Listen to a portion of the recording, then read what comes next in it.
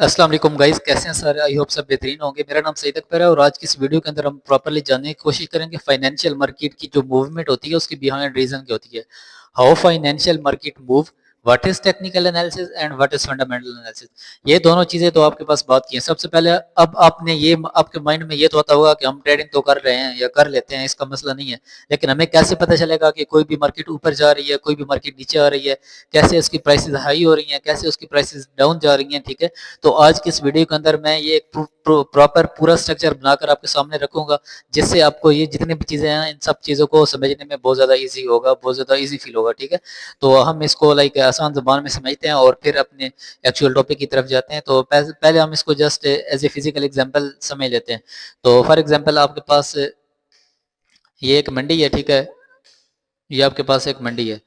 For example एक ऐसी place है जो कि एज ए मंडी यूज होती है और लोग यहाँ पर जानवर लेकर आते हैं। जानवर लेकर आने के बाद वो क्या करते हैं, ठीक है, यहाँ पर उनकी सेलिंग और परचेजिंग चलती है, बाइंग और सेलिंग चलती है। ठीक है, जैसे आपके पास नॉर्मल मार्केट के अंदर बाइंग सेलिंग चलती है ना। ठीक है, तो अच्छा अब होता क्या है, अब आपने एक चीज नोटिस की होगी, सर्दियों में और गर्मियों में वही जानवर सर्दियों में कुछ और रेट में आपको मिलेगा, गर्मियों के अंदर वो आपको कुछ और रेट में मिलेगा। सर्दियों में वो आपको कुछ और रेट में मिलेगा, लेकिन गर्मियों में वही जानवर आपको कुछ और रेट में मिलेगा। नेक्स्ट, अगर बारिशें हो रही हैं सबसे ज्यादा है तो आपको वही जानवर कुछ और रेट में मिलेगा।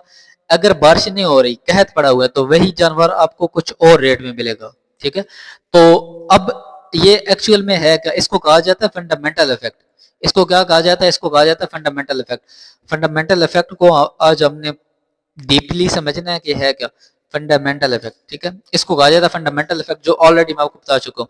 अब इसके अंदर होता क्या है, इसके अंदर जो एक्सपर्ट लोग होते हैं वो डिफरेंट मंडियों में जाते हैं, घूमते हैं, वहां जानवरों की प्राइसेस को देखते हैं, माहौल को चेक करते हैं, इधर उधर का जो मौसम होता है उसको चेक करते हैं, सर्दियों गर्मियों को चेक करते हैं। ये सारी चीजें जब वो चेक कर लेते हैं, ये सारी चीजें जब वो कलेक्ट कर लेते हैं ना इधर उधर से, तो देन वो उस हिसाब से घरों में जाते हैं, लाइक लोगों से जानवरों को खरीदते हैं। ठीक है, और फिर आकर उस हिसाब से अपने प्रॉफिट के साथ क्या करते हैं, प्रॉफिट के साथ आकर मंडी के अंदर सेल कर देते हैं। तो ऐसे वो बाइंग सेलिंग करते हैं और ऐसे फंडामेंटल चीजों को वो पहचानते हैं। अब एक बंदा जिसको फॉर एग्जाम्पल अभी लाइक हम ये समझ लेते हैं सपोज के तौर पे, या आपके पास विंटर है, विंटर के अंदर लोगों को थोड़ा सर्वाइव करने में मुश्किल आती है क्योंकि सर्दी बहुत ज्यादा होती है। और अगर ऐसी जगह जहाँ बहुत ज्यादा सर्दी है वहां वो खुद भी लाइक एक अच्छी लाइफ स्पेंड नहीं कर पाता क्योंकि उसको काफी ज्यादा रुकावटें आती हैं सर्दी की वजह से। ठीक है, तो अब यहाँ पर क्या होगा, अब यहाँ पर वो जानवरों को भी उतनी देखभाल नहीं कर सकेगा। ठीक है, जानवरों की जब इतनी देखभाल नहीं कर सकेगा, ठीक है, तो अब क्या होगा कि उसकी यही कोशिश होगी कि यार मैं क्या करूं, मैं अपने जो जानवर हैं इनको बेच दूं, गर्मियों में मैं फिर देख लूंगा। अब सारे लोग जब ये सोचेंगे, ठीक है, और विंटर के अंदर जानवरों को बेचना शुरू कर देंगे। अब मार्केट के अंदर क्या है, मार्केट के अंदर पहले जानवर थे टोटल 100। ठीक है, अब इंक्रीज होकर कितने हो गए, अब इंक्रीज होकर हो गए हैं 500। अब क्या होगा, अब मार्केट के अंदर अगर एक जानवर का पहले रेट था एक, अब वो जो मार्केट के अंदर रेट है ना वो कम हो गया क्योंकि एक बंदे को एक जगह से एक जानवर लेना उसको 4000 का मिल रहा है। ठीक है, सॉरी 40,000 का मिल रहा है। अब वो क्या करते हैं, वो शिफ्ट करते हैं, किसी और बंदे के पास जाते हैं, वही चीज उसको 35,000 में मिल रही है। ठीक है, उस तरह का जानवर उसको 35,000 में मिल रहा है। तो ये एक फंडामेंटल इफेक्ट होता है, जितने भी एक्सपर्ट लोग होते हैं वो उस चीज को समझते हैं। ठीक है, और ये जितने लोग भी प्रॉफिट करते हैं ना ये फिजिकल बिजनेस में या लाइक जानवरों वाले काम में या लाइक इस तरह कोई भी काम कर लो, ये सब्जी मंडी हो गई, आरती वगैरह हो गए, तो वो इस चीज को समझते हैं, वो फंडामेंटल चीजों को समझते हैं। ठीक है, और जब वो इस चीज को समझ लेते हैं उस हिसाब से वो अपना जानवर जो है ना उसको बेचते भी हैं और उसको रखते भी अपने पास। ठीक है, इस हिसाब से वो बाइंग सेलिंग करते हैं। अच्छा, ये तो हो गया फंडामेंटल इफेक्ट। इसके अलावा कुछ और भी है आपके माइंड में होगा तो सही कि ये तो ठीक है, लाइक हम इस चीज को जान लें, समझ लें, परख लें कि कब कौन से इलाके में क्या चीज चल रही है, वहाँ क्या चीज मतलब किस चीज की ज्यादती है, कौन सी चीज ज्यादा मैक्सिमम अवेलेबल है, कौन सी चीज मिनिमम अवेलेबल है, उस हिसाब से सब कुछ कर लेंगे। ठीक है, अब इसके अंदर ये भी आता है कि एक जगह जहाँ पर बकरियां बहुत ज्यादा हैं, ठीक है, लेकिन एक और जगह जहाँ पर कम है, तो उस हिसाब से भी उनके जो रेट्स है ना वो एक जगह पर लो और ऊपर जगह और दूसरी जगह पर हाई हो सकते हैं। ठीक है, ये सारी चीजें फंडामेंटल के अंदर आ जाती हैं। इस तरह भी हम जानते हैं कि टेक्निकल क्या होता है। टेक्निकल को हम अपनी सिंपल लैंग्वेज में अगर कहें कि टेक्निकल क्या होता है, तो अब एक जानवर आपने परचेज करना है, ऐसा नहीं है कि आपने जानवर ले लिया और वो महंगा ही हो जाएगा, नहीं, बल्कि आप उसके अंदर कुछ चीजें देखते हैं। वो चीजें क्या होती हैं, ठीक है, सबसे पहले आप क्या देखते हैं, सबसे पहले आप उसको देखते हैं कलर, उसका कलर कैसा है। ठीक है, उसकी बॉडी कैसी है, लाइक अगर वो लंबा है तो कितना है, चौड़ा है तो कितना, लाइक उसकी जितनी भी प्रॉपर्टीज होती है ना, ठीक है, वो सारी देखते हैं इस तरह की। अच्छा, इसके अलावा आप क्या देखते हैं, आप उसकी एज देखते हैं, ठीक है, उसकी एज कितनी है और उसके कद कितने हैं, ठीक है, ये सारी चीजें देखते हैं। लाइक उस लाइक सिंपल इन वर्ड कि आप उस जानवर को के ऊपर एनालिसिस करते हैं उसको देखकर। एक आपने एनालिसिस कर लिए मार्केट के, मंडी के, सेकंड आपने एनालिसिस कर लिए उस जानवर के कलर को देखा, उसके कद काठ को देखा, उसकी एज को देखा, लाइक डिफरेंट उस जानवर के ऊपर एनालिसिस कर लिए। तो ये सारे एनालिसिस हो गए टेक्निकल एनालिसिस। जब आपको पता चल चुका है कि टेक्निकली ये जो चीज है ना ये महंगी महंगी होने वाली है, ठीक है, या लाइक अगर इसको मैं अभी ले लूंगा ना तो कुछ टाइम अगर मैं इसको पास रखता हूँ, इसके ऊपर थोड़ी सी मेहनत भी करता हूँ, तो ये मुझे ठीक ठाक प्रॉफिट मार्जिन दे जाएगी, इसकी जो प्राइस है वो बहुत ज्यादा ऊपर की तरफ जा सकती है, ठीक है। तो जब आप इस चीज को समझ लेते हैं तो आप उस चीज को बाय कर लेते हैं। सेकेंडली आप फंडामेंटल इफेक्ट से ये पहचान लेते हैं कि सर्दियां हैं या गर्मियां हैं, और सर्दियों गर्मियों के हवाले से इसने महंगा होना है या सस्ता होना है। जब ये दोनों चीज आपको क्लियर हो जाएंगी, आप इजीली किसी भी जानवर को बाय कर सकते हैं। जानवर को बाय करने के साथ साथ आप उसके अंदर प्रॉफिट बना सकते हैं, ठीक है, और एक ठीक ठाक अच्छी अमाउंट में उसको सेल कर सकते हैं। ऐसा ही कोई सीन चल रहा होता है टेक्निकल और फंडामेंटल का, क्रिप्टो के अंदर, बिटकॉइन के अंदर, फॉरेक्स के अंदर, गोल्ड के अंदर, या लाइक जो भी आपके पास फाइनेंशियल मार्केट्स हैं उनके अंदर। फंडामेंटल इफेक्ट का मतलब क्या होता है? फंडामेंटल इफेक्ट का मतलब होता है कि जो कंट्री है ना, फॉर एग्जांपल हम बात कर लेते हैं इस टाइम पे यूएसडी की, ठीक है, यूएसडी हमारे पास एक्सपेंसिव होगा या नीचे आएगा, ठीक है, इस चीज को हम समझ लेते हैं। आपके पास है यूएसडी, ठीक है, यूएसडी के ऊपर फंडामेंटल इफेक्ट क्या होता है, यूएसडी के ऊपर टेक्निकल इफेक्ट क्या होता है, हम इस चीज को देख लेते हैं। यूएसडी के अंदर फंडामेंटल इफेक्ट क्या हुआ है, क्या होगा इस टाइम पे? जो यूएसडी है ना वो तकरीबन हर कंट्री को मॉनिटर कर रहा है। लाइक अगर 196 कंट्रीज है ना, तो उनमें से लाइक आपके पास 180, 190, 170 इतने कंट्रीज तो ऐसे हैं जो कि यूएसडी के साथ किसी ना किसी तरह कनेक्ट है। अब उन कंट्रीज के अंदर अगर कोई इशू बनता है ना, उससे भी यूएस डॉलर की जो मार्केट है वो इफेक्ट होती है। और जो सबसे मेन हब है ना, वो करेंसी है ये यूनाइटेड स्टेट की, अमेरिका की, यूनाइटेड स्टेट ऑफ अमेरिका की। अगर अमेरिका के अंदर कुछ भी होता है, कोई इवेंट होता है, लाइक कोई पॉलिटिशियन कोई लाइक कर देता है, क्या कहते हैं, कोई पॉलिटिशियन कोई बयान दे देता है, लाइक जिसकी एक ठीक ठाक पावर है, लाइक आपके पास ट्रंप हो गया, ठीक है, पोवेल हो गया, या इसके अलावा जितने भी ऐसे लोग जो कि थोड़े स्टेबल हैं, ठीक है, वो जब कोई बयान दे देते हैं, अब असल में होता है क्या है कि उनका बहुत ज्यादा पैसा लगा हुआ होता है उस मार्केट के ऊपर, ठीक है। तो जब वो कोई बयान दे देते हैं तो वो अपने पैसे के साथ उनकी मूवमेंट होती है, या ऊपर की तरफ या नीचे की तरफ, उसके उसके लाइक बयान देने की वजह से या उन सब चीजों की वजह से जो डॉलर है ना उसको इफेक्ट पड़ता है। वो स्ट्रॉन्ग होता है, वो स्टेबल होता है, और वो वीक होता है, और उसकी वजह से वो जो इफेक्ट होता है वो फंडामेंटल इफेक्ट होता है। अब इसके लिए आपके पास डिफरेंट न्यूज़ेस होती हैं जो कि आप फॉरेक्स कैलेंडर पे के अंदर जाकर देख सकते हैं, ठीक है, आपके पास डिफरेंट न्यूज़ेस हो गई। अब वो न्यूज़ेस जब अमेरिका के अंदर होती हैं तो ऑफ कोर्स वो जितनी भी न्यूज़ेस होती है ना, वो कौन देता है? वो सेंट्रल बैंक देता है, ठीक है। जितनी भी मैक्सिमम आपके पास जो न्यूज़ेस होती हैं वो सेंट्रल बैंक के थ्रू आती हैं। और सेंट्रल बैंक क्या है? सेंट्रल बैंक एक ऐसा बैंक है जिसने यूनाइटेड स्टेट डॉलर को अमेरिका के अंदर अपने लाइक हाथ में रखा हुआ है। वो अपनी मर्जी से इन्फ्लेशन, इंटरेस्ट रेट और इन चीजों को यूज करके इसको स्टेबल भी कर लेता है, और जब उसको जरूरत होती है कि मैंने इसको थोड़ा अनस्टेबल करना है तो वो इसको अनस्टेबल भी कर लेता है। तो ये जितना भी इफेक्ट होता है न्यूज़ का ना, ये सारा फंडामेंटल एनालिसिस होते हैं, इसकी वजह से मार्केट के अंदर मूवमेंट होती है। हम आने वाली वीडियो के अंदर इन चीज को डिटेल से जानने की कोशिश करेंगे, बट आज जस्ट आपको फंडामेंटल इफेक्ट का मैंने एक लाइक देना था, इंट्रो देना था, जो कि मैं ऑलरेडी दे चुका हूँ, ठीक है। इसके अलावा आपके पास जो क्रिप्टो करेंसी है, अब वो किसी कंट्री की तो है नहीं, अब आपके माइंड में आएगा तो वो कैसे फंडामेंटल इफेक्ट के अंदर आ जाती है। तो जितने भी बड़े इन्वेस्टर होते हैं, ऐसे लोग जो कि क्रिप्टो के अंदर इन्वॉल्व हैं और जिनके पास बहुत ज्यादा वर्थ है, जब वो किसी क्रिप्टो करेंसी के बारे में कुछ कहते हैं, ठीक है, कि इसमें मैं ये करने वाला हूँ, इसके अंदर ये है, ऐसे है वैसे, तो उस चीज से इफेक्ट पड़ता है उस क्रिप्टो करेंसी को, और वो बाइंग और सेलिंग के अंदर ऊपर या नीचे की तरफ जाती है। तो क्रिप्टो करेंसी के अंदर इस तरह आपके पास फंडामेंटल इफेक्ट होता है, ठीक है। और आपके पास फॉरेक्स की मार्केट में कैसे होता है वो भी ऑलरेडी मैं आपको बता चुका हूँ। अच्छा, अब टेक्निकल क्या होता है? अच्छा, अब फॉर एग्जांपल है क्या, फॉर एग्जांपल आपको पता चल रहा है कि जो यूएस डॉलर है ना वो क्या होगा, वो यूएस डॉलर आपका स्टेबल होगा, ठीक है। अब यूएस डॉलर का ये आपके पास एक ग्राफ है, ठीक है। अब आपको पता चल गया कि यार ये स्टेबल होगा। अब ऐसा नहीं है, ऐसा बिल्कुल भी नहीं है कि आप इधर से ना इस जगह से इसको बाय कर लेंगे, ठीक है। अब आपको जरूरत पड़ेगी टेक्निकल की। अब ऐसा नहीं है कि जस्ट आपको मंडियों का पता चल गया तो आप किसी जानवर को ले लेंगे और सब कुछ हो जाएगा। आपने फिर जानवर को टेक्निकली देखना है। ऐसे ही आपको जब फंडामेंटल पता चल जाएगा, आपने लाइक फाइनेंशियल मार्केट के अंदर जिस चीज को भी ट्रेड करना है फिर उसको टेक्निकल देखना है, ठीक है। उसके लिए आपके पास उस टेक्निकल को देखने के लिए आपके पास उस जो भी चीज को आप ट्रेड करते हैं उसका एक प्रॉपर ग्राफ होता है, उस ग्राफ को समझते हैं और ग्राफ को समझने के बाद आप उसके अंदर बाइंग करते हैं, ठीक है। तो वो जो ग्राफ को समझना होता है ना वो आपके पास टेक्निकल एनालिसिस होता है।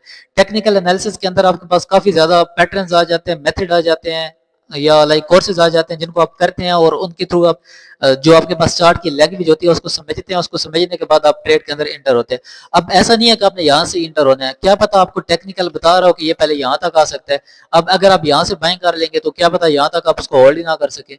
अब एक्चुअल में बाइंग आपको यहाँ से करनी थी बट आपने बाइंग यहाँ से कर दी है, तो आप अगर टेक्निकली ग्रिप नहीं रखेंगे तो देन आपको कुछ नहीं मिलने वाला। क्या पता इसको जो बाइंग थी ना वो कहाँ से मिलनी थी, वो आपको इस जगह से मिलनी थी, ठीक है। अगर इस जगह से मिलनी थी अब इधर से आप बाइंग कर लेते तो अभी आपका कोई फायदा नहीं होना था। अगर फायदा होता भी मार्केट ऊपर चली भी जाती तो थोड़ा सा फायदा होता, बट जब आप टेक्निकली ग्रिप बना लेते हैं आपको एग्जैक्ट जगह पता चल जाती है कि मैं इधर से बाइंग करूंगा तो देन लाइक आप इस चीज को और भी बेहतर कर सकते हैं, ठीक है। अब हम लाइक प्रैक्टिकली चार्ट को देख लेते हैं। आपके पास क्रिप्टो करेंसी कहाँ, ये बिटकॉइन का चार्ट आपके पास खुला हुआ है। अच्छा, अब बिटकॉइन का आपके पास चार्ट खुला हुआ है।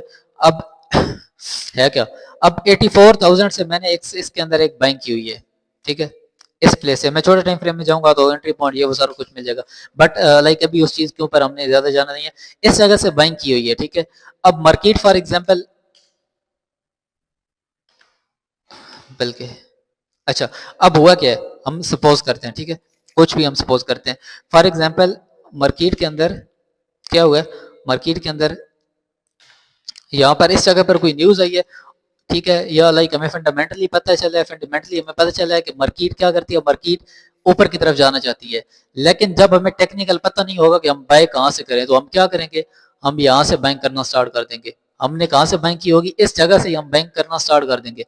अब ये आपके पास है 86.5 लाइक 86,500 का एरिया, आपने इधर से बाइंग कर दिया, बट एक्चुअल में मैंने बाइंग की है 8400 से। कोई और पर्सन जिसने यहाँ से बाइंग की होगी 84,131 यहाँ से बाइंग की होगी। अब आप अगर टेक्निकली थोड़े स्टेबल हैं या टेक्निकली आपको चीजें पता है तो फिर एग्जैक्ट उस पॉइंट से आप बाय करेंगे जिस पॉइंट से बाय आनी चाहिए, ठीक है।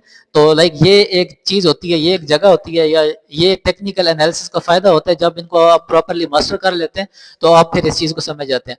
अब मैं आपको गोल्ड के अंदर बता देता हूँ, गोल्ड के अंदर एक्चुअल में सीन क्या था। अब ऑलरेडी मैंने लाइक मेरे कुछ ग्रुप्स है जो कि अभी नहीं है, अच्छा, उनके अंदर जब ये कैंडल बनी थी, ठीक है, अगर कोई बंदा ये वीडियो देख रहा है ना वो बता भी सकता है, ठीक है। अच्छा, जब ये वाली कैंडल बनी थी तो देन मैं चुप था, देन मुझे लाइक नहीं लग रहा था कि आगे कुछ होने वाला है, ठीक है। लेकिन जैसे ये कैंडल बनी, जैसे ये कैंडल बनी, ठीक है, इस कैंडल के बनने के बाद ही मैंने टेक्निकल के ऊपर थोड़ा दिमाग लगाया तो मुझे पता चल गया कि ये मेरे पास एक गैप है, ठीक है, ये मेरे पास एक गैप है, ठीक है, जहां से मार्केट ऊपर की तरफ जा सकती है। तो उस टाइम पे ही मैंने MT5 के अंदर लाइक ट्रेडिंग व्यू मेरे पास ओपन नहीं हो रही थी, मैंने MT5 के अंदर ओपन करके, MT5 के अंदर हाँ ओपन करके, ठीक है, मैंने दो लाइनों से इस तरह मार्क नहीं किया था। मैं आपको बताता हूँ मैंने कैसे मार्क किया था। मैंने यहाँ पर एक लाइन लगा दी, ठीक है, सेकंड लाइन यहाँ पर लगा दी और कहा था, और उसके बाद लाइन MT5 में आपको पता है इसी तरह लगती है, ऐसे और फिर ऐसे। मैंने कहा था कि इस गैप के ऊपर या इस गैप के अंदर आने के बाद बाय जा सकता है। अब मैंने ये नहीं कहा था, इस कैंडल को देखते हुए मैंने कहा था, ठीक है, बट मैंने ये नहीं कहा था कि यहाँ से बाय कर लो। मैंने कहा था कि इस गैप के अंदर आएगी तो देन आप बाय देख सकते हैं, ठीक है, इस गैप के अंदर आएगी तो आप बाय देख सकते हैं, और इस गैप के अंदर आई है और फिर मार्केट बाइंग की तरफ गई है, ठीक है। तो ये टेक्निकल एनालिसिस है जिसकी वजह से पता चलता है कि मार्केट कहाँ से एग्जैक्ट मूव देने वाली है। अब नेक्स्ट आपको कुछ और भी बताता हूँ। अच्छा, अब उसके बाद क्या हुआ, अब उसके बाद ये कल वाली कैंडल थी, ये थी कल वाली कैंडल, ठीक है। अब कल वाली कैंडल कहाँ से ओपन हुई है, इस जगह से ओपन हुई है, ठीक है। ओपन होने के बाद ये ऊपर की तरफ गई है, ठीक है, यहाँ से हमने ट्रेड्स भी पकड़ी है, मैंने 3395 से पकड़ी थी, ठीक है। अच्छा, यहाँ से हमने ट्रेड्स भी पकड़ी हैं। अब यहाँ ये वाली कैंडल जो है ना वो एग्जैक्ट इस गैप के अंदर आ गई है कल का दिन ही। अब कल के दिन ही अगर मैं बाय कर लेता, ठीक है, एग्जैक्ट इस जगह से 3323 से मैं इसको बाय कर लेता, ठीक है, फॉर एग्जांपल मैं 3323 से इसको बाय कर लेता, ठीक है, और मार्केट कहाँ तक आई है, मार्केट 3299 तक आई है या 3289 तक आई है। अब ये फॉर एग्जांपल मैं इधर से बाय कर लेता, ठीक है, टेक्निकली मैं समझता हूँ कि यहाँ से बाइंग करनी है, अगर मैं यहाँ से बाय कर लेता तो देन क्या होता, देन मेरे बाइंग के प्रॉफिट होने से पहले ही मुझे इतना बड़ा लॉस होता कि मेरा अकाउंट वॉश हो चुका होता। तो मैंने क्या किया है, मैंने टेक्निकली एक और चीज सीखी हुई है, टेक्निकली एक और चीज सीखी हुई है। वो क्या है, वो ये है कि जब आपके इस गैप के अंदर मार्केट आती है, एक कैंडल बनाती है, ठीक है, तो देन मैं वेट करता हूँ कि नेक्स्ट कैंडल कैसी बनेगी। नेक्स्ट कैंडल इसके दरमियान कोई छोटी सी बन जाएगी, इनसाइड बार टाइप बनेगी, या इसकी लिक्विडिटी को ग्रैब करेगी। मार्केट ने जैसे ही इसको लिक्विडिटी को ग्रैब किया, लाइक मार्केट इससे नीचे गई, अब देख लें 3223 और मार्केट कहां तक आई है, 3274 तक आई है, 3323 से 3274 तक आई है, तो इतनी ज्यादा सेलिंग में आई है। बट इस सेलिंग के अंदर मैं नहीं घुसा, ठीक है, मुझे पता था कि मैंने जो बाय करना है ना वो इस जगह से ही करना है, इसमें कोई डाउट नहीं है। बट ये पिछली कैंडल का लो है, ये कैंडल का लो एक बार स्वीप हो जाए और फिर डिस्प्लेसमेंट आ जाए, ठीक है, फिर यहाँ से ऐसे डिस्प्लेसमेंट आ जाए, मैं आपको दिखा देता हूँ, तो देन मैं बाइंग करूंगा।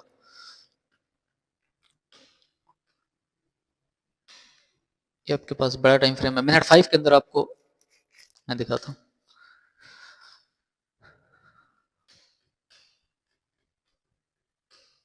अच्छा, ये आपके पास पिछली कैंडल का लो है, ये आज की कैंडल ओपन हुई है, ओपन होती है इसने कैंडल का लो स्वीप किया है, ठीक है।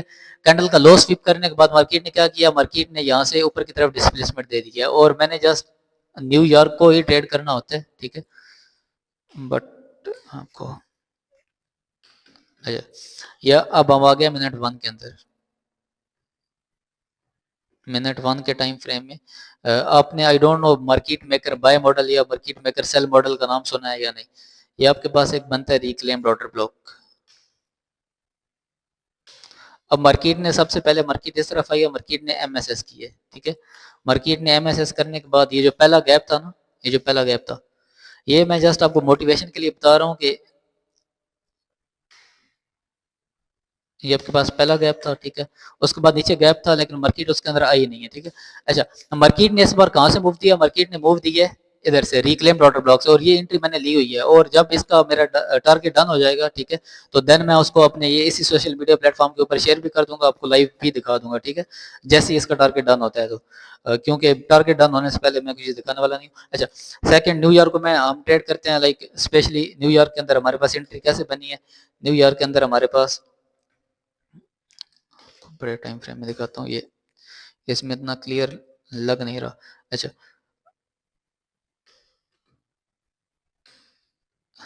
यार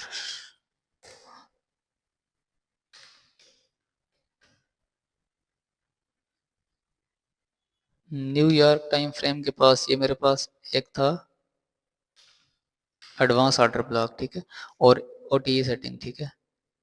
मार्केट ने जब क्या किया, मार्केट ने जब ये न्यूयॉर्क के लो को स्वीप किया, स्वीप करने के बाद हमारे पास ये, मैं छोटे टाइम फ्रेम में जाऊंगा तो मुझे मिल जाएगा, अभी छोटे टाइम फ्रेम में मजीद में जाना नहीं चाहता, ठीक है।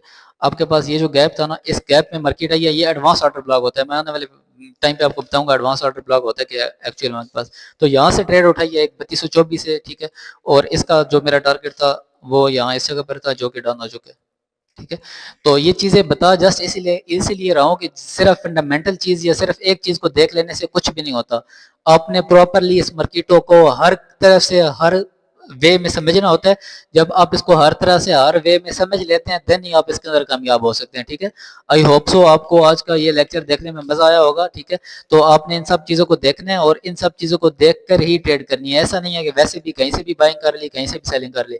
मार्केट प्रॉपर एक अल्गोरिदम के साथ, एक वे के साथ चलती है, और अगर आप उस वे को पहचान लेते हैं तो देन ही आप इसके अंदर कामयाब हो सकते हैं। तो आज की इस वीडियो के अंदर मैंने जस्ट आपको फंडामेंटल और टेक्निकल के अंदर यही चीजें बतानी थी जो ऑलरेडी मैं बता चुका हूँ, ठीक है। मिलते हैं नेक्स्ट वीडियो में किसी नेक्स्ट टॉपिक के साथ, और आने वाले जो वीडियो उसके अंदर पीओआईस के बारे में मैं बताऊंगा। और अब ये नहीं है कि मैंने जस्ट ये चीजें बता दी हैं और बस इनको छोड़ रहा हूँ, बल्कि ये जितनी भी चीजें हैं सबको मैं डिटेल से अपने इस यूट्यूब चैनल के ऊपर ही डालने वाला हूँ। कुछ चीजें डाल चुका हूँ और कुछ चीजें आपको बहुत जल्द देखने को मिल जाएंगी। तो अगर आपको लग रहा है कि ये किसी और की जरूरत है तो आप इनको शेयर कर सकते हैं। बाकी मिलते हैं किसी नेक्स्ट टाइटल में, किसी नेक्स्ट वीडियो के साथ, किसी नेक्स्ट कॉन्सेप्ट के साथ। तब तक के लिए अल्लाह हाफिज।